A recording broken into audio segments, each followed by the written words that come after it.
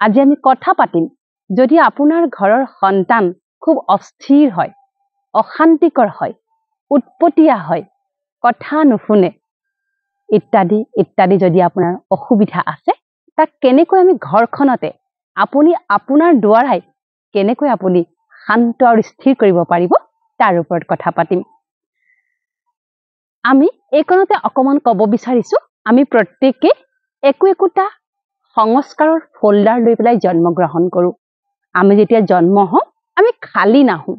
সেইবাবে জ্যোতিষীয়ে বিভিন্ন ধৰণৰ প্ৰেডিকশ্যন কৰে, ভৱিষ্যতবাণী কৰে যে তেওঁৰ 7 বছৰত অমুক এটা প্ৰব্লেম হ'ব পাৰে, 8 বছৰত অমুক এটা প্ৰব্লেম হ'ব পাৰে, 22 বছৰত অমুক প্ৰব্লেম হ'ব পাৰে। কেনেকৈ প্ৰেডিকশ্যন কৰিব পাৰে?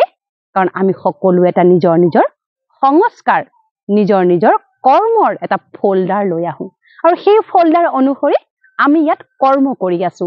যদি আপুনি খুব ভাল ৰান্ধি ভাল পাইছে সেইটো আপোনাৰ কৰ্মৰ ফোল্ডাৰ লৈ আহিছে। যদি আপুনি খুব ডাঙৰ আপুনি ভাল পজিশনত আছে, ভাল আপুনি ব্যৱসায় কৰি আছে, আপোনাৰ আৰ্থিকভাৱে আপুনি খুব সচ্ছল, সকলো ফালৰ পৰা ভৰপুৰ, সেও আপোনাৰ কৰ্মৰ ফোল্ডাৰ একৰ্ডিংলি অনুযায়ীহে আপোনাৰ হৈ আছে। আৰু যদি আপোনাৰ সন্তানটো অতি দুষ্ট, অস্থিৰ, অশান্ত, কথা নামানে, উৎপতীয়া, তেওঁ সেই কৰ্মৰ ফোল্ডাৰ লৈ আহিছে। গতিকে কৰ্মৰ ফোল্ডাৰটো আমি ইয়াত সলনি কৰিব পাৰো। আমি সকলো ইয়াত সলনি কৰিব পাৰো। সকলো আমি আমাৰ ভাগ্য সলনি কৰিব পাৰো। আমাৰ লগতে বহুজনৰ ভাগ্য আমি সলনি কৰিব পাৰো। সেয়া আপোনাৰ দ্বাৰাই সম্ভৱ। গতিকে ৰাতিপুৱা শুই উঠিয়ে যিটো সন্তান অস্থিৰ, অশান্ত, তেওঁক আপুনি শুই উঠিয়ে কি ভাইব্ৰেচন দিব লাগিব?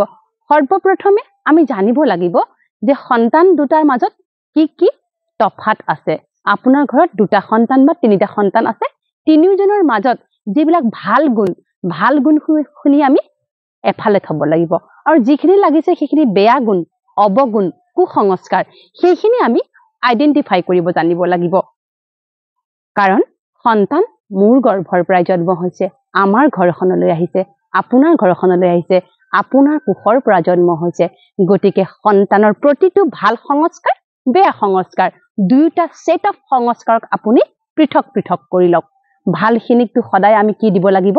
সাৰ পানী দিব লাগিব। তাৰ মানে ভালখিনি তাৰ ভাল আৰু ভাল হ'বলৈ আমি অনুপ্ৰেৰণা দিব লাগিব, উৎসাহিত কৰিব লাগিব। কিন্তু বেয়াখিনি কিন্তু বেছি বেয়া কিয় হয় জানেনে? আমি সেই বেয়াখিনিকে বেছি গুৰুত্ব দিওঁ, মানুহৰ আগত বেয়াখিনিকে বেছি কওঁ আৰু তাক সেই বেয়াখিনিৰ কাৰণে বিভিন্ন আমি কথা শুনুৱাই থাকো। গতিকে আজিৰে পৰা আপুনি এই বিধি অৱলম্বন কৰক। এইটো বিধি অৱলম্বন কৰোঁতে আপুনি এটা কথা সদায় মনত ৰাখিব, আজিৰে পৰা আপোনাৰ সন্তানৰ যিটো বেয়া গুণ, অপসংস্কাৰ, কুসংস্কাৰ, যিটো অৱগুণ, সেইটোৰ কথা কিন্তু আপুনি বেলেগক কোনো কাৰণত ক'বলৈ নোৱাৰিব, কেতিয়াও ক'ব নোৱাৰিব। কিয় নোৱাৰিব জানানে? ইয়াৰ আঁৰৰ লজিকটো কি জানেনে? যেতিয়াই সাপোজ এজন মানুহ বেয়া, তেওঁৰ বেয়া গুণটো যেতিয়া মই 10 জনৰ আগত কৈ থাকিম, 10 জনৰ পৰা এটা সাংগঠনিক শক্তি উৎপন্ন হয় আৰু সি গৈ পেলাই তেওঁক এটেক কৰে, তেওঁৰ লগত এটেচ হৈ যায়, তেওঁক স্পৰ্শ কৰে আৰু সেই মানুহজন আৰু বেছি বেয়ালৈ গৈ থাকে। সেইবাবে চাবচোন সমাজত কেতিয়াবা কিছুমান মানুহৰ ঘৰ বহুত দুখৰে পৰিপূৰ্ণ হৈ যায়। বিভিন্ন ঘটনা তাৰ ঘৰত ঘটিয়ে থাকে, বিভিন্ন ঘটনা তেওঁৰ ঘৰত ঘটি থাকে। কিন্তু কি হয়, সেই ঘটনাসমূহ ঘটি থকাৰ আঁৰত কি হয় জানেনে? সমাজত এখন ঘৰত বেয়া ঘটনা ঘটিছে নহয়, আমি সমাজৰ প্ৰত্যেক ঘৰতে সেই মানুহ ঘৰৰ কথাটো আলোচনা হ'বলৈ আৰম্ভ কৰে আৰু আলোচনা হোৱাৰ ফলশ্ৰুতিত সেই মানুহ ঘৰত দুখৰ পাৰাপাৰ নোহোৱা হয়। এটাৰ পিছত আনটোৰ পিছত ইটো সিটো দুখ তেওঁলোকৰ লাগিয়ে থাকে। গতিকে আমি কথা কওঁতে, চিন্তা কৰোঁতে আমি খুব সাৱধান হ'ব লাগে। গতিকে সন্তানটোৰ যিটো ভাল সংস্কাৰৰ ছেট আছে, সন্তানটোৰ যি ভাল সংস্কাৰৰ ছেট আছে, সেইখিনিক আপুনি খুব উৎসাহিত কৰক। সদায় তাৰ ওপৰত তেওঁক কথা কওক, তুমি খুব ভাল, তুমি ইমান ভাল, ইত্যাদি ইত্যাদি।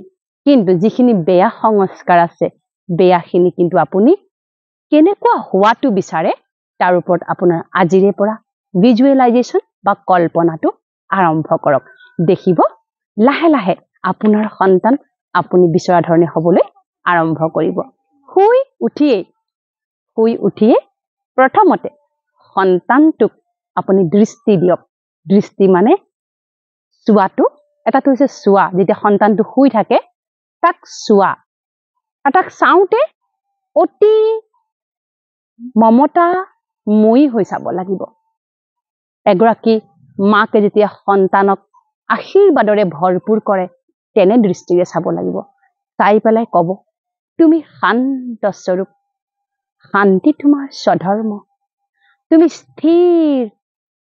স্থিৰ শান্তি তোমাৰ জনমসিদ্ধ অধিকাৰ তুমি শান্ত স্বৰূপ লাগিলে মূৰত হাত ফুৰাই দিলেও বহুত ভাল কিন্তু যদি ভাবিছে মূৰত হাত ফুৰালে সাৰ পাই যাব তেন্তে ওচৰতে বহি আপুনি দৃষ্টি দিয়ক তুমি শান্তি তোমাৰ স্বধৰ্ম শান্তি তোমাৰ জনমসিদ্ধ অধিকাৰ তাৰোপৰি এইটো ক'ব মই শান্ত স্বৰূপ শান্তি মোৰ স্বধৰ্ম মোৰ আৰু মোৰ সন্তানৰ মাজত শান্তিপূৰ্বক সম্বন্ধ আছে মোৰ ঘৰখন শান্তিৰ নিবাসত মই বাস কৰোঁ মোৰ ঘৰত শান্তিৰ শক্তি বিৰাজমান হৈ আছে মোৰ ঘৰখন শান্তিৰ কুণ্ড এইখন মোৰ ঘৰ নহয় ইয়াত নিৰাকাৰ পৰম পিতা পৰমাত্মা ঈশ্বৰ আল্লাহ গড ভগৱানে নিবাস কৰে এনেকৈ সন্তানটোক আপুনি শান্তিৰ ভাইব্ৰেশ্যন দিয়ক তুমি প্ৰেম স্বৰূপ তুমি আনন্দ স্বৰূপ তুমি দিব্য স্বৰূপ তুমি সফলতা মূৰত তুমি সন্তুষ্টতা মূৰত তুমি সৌভাগ্যশালী তুমি সকলো ফালৰ পৰা ভাগ্যৱান তুমি শক্তিশালী তুমি মানসিকভাৱে শাৰীৰিকভাৱে সম্পূৰ্ণ সুস্থ আৰু তুমি কল্যাণকাৰী তোমাৰ জীৱনত ভাগ্যই ভাগ্য তুমি বহু সৌভাগ্যশালী সন্তান এনেকৈ আপুনি আশীৰ্বাদ দিয়ক 21 দিন তেওঁৰ কুসংস্কাৰৰ কথা নাপাতি তেওঁক যদি আপুনি এনেদৰে ভাইব্ৰেশ্যন দিয়ে তাৰ উপৰি প্ৰথম গিলাচ পানী সন্তানটোক দিওঁতে সদায় ভাইব্ৰেশ্যন দি দিব তুমি শান্ত স্বৰূপ তুমি স্থিৰ তুমি শান্তি তোমাৰ জনমসিদ্ধ অধিকাৰ শান্তিৰ সাগৰ তুমি নিৰাকাৰ পৰম পিতাৰ সন্তান শান্তিৰ সাগৰ তুমি ঈশ্বৰ আল্লাহ গড ভগৱানৰ সন্তান এই পানী তুমি খোৱাৰ পিছত তোমাৰ মন তোমাৰ আত্মা শান্ত হৈ পৰিব তুমি শান্তি স্বৰূপলৈ ৰূপান্তৰ হৈ পৰিবা এনেদৰে আপুনি কৰি চাওকচোন অন্তঃকৰণৰে কৰক নিস্বাৰ্থ ভাৱনা লৈ কৰক সন্দেহবাদী মনলৈ নকৰিব যে হ'বনে নহয় বা এনেকৈ কৰিলে হ'বনে নাই সেইবাবে শুই উঠিয়ে প্ৰথমতে নিজে ক'ব মই শান্ত স্বৰূপ মই স্থিৰ মই সৌভাগ্যশালী মই দিব্য স্বৰূপ মই কল্যাণকাৰী মই সৌভাগ্যশালী মই ভাগ্যশালী এইখিনি কিন্তু নিজে পাৰিলে ক'ব নিজে কোৱাৰ পিছত আমাৰ পৰা যিটো ৰেডিয়েশ্যন হ'ব ভাইব্ৰেশ্যনৰ যিটো ৰেডিয়েট হ'ব সেইটো আৰু শক্তিশালী হ'ব তাৰপিছত আপুনি এই বিধিৰে টিফিন বনাওঁতেও সেই একেই ভাইব্ৰেশ্যন দিব টিফিন বনাওঁতে তাত ভাইব্ৰেশ্যন দি টিফিন পেক কৰি দিব ভাত খুৱাওঁতেও প্ৰতি ঘৰা ভাতত খুৱাওঁতে ক'ব তুমি শান্ত স্বৰূপ